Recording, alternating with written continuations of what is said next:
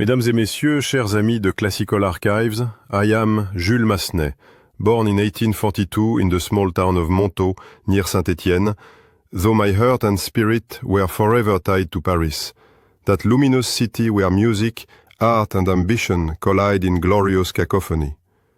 From an early age, I was drawn to melody, not merely as a craft, but as the purest form of human speech.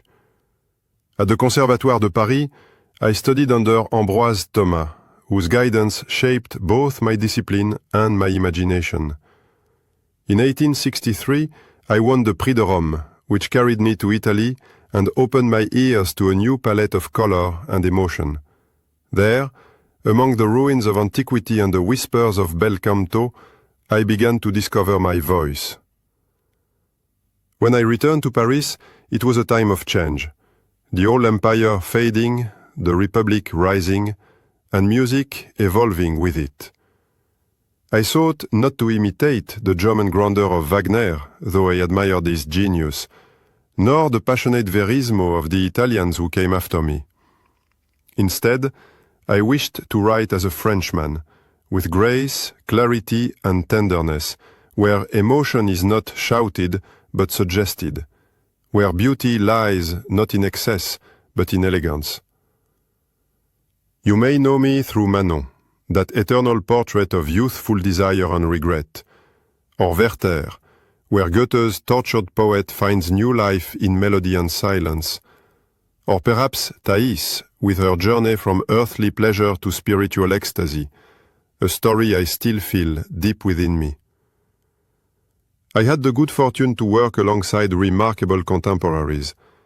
Camille Saint-Saëns, so precise and brilliant, Charles Gounod, whose lyrical warmth inspired my early operas, and Claude Debussy who, though younger, carried forward the dream of a distinctly French sound.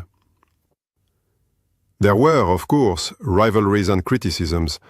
The Parisian world of opera is a theater both on stage and off, but above all, there was admiration among us for the shared pursuit of beauty. My later years were quieter, filled with teaching at the Conservatoire, where I tried to pass on not formulas but feeling, to remind my students that melody must arise from the human soul, not from theory alone.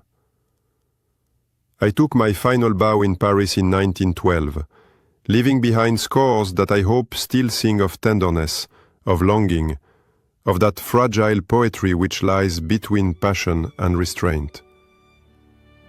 If my music endures, let it be for this, that in each phrase there breathes a trace of the heart, and that the listener for a moment may recognize their own.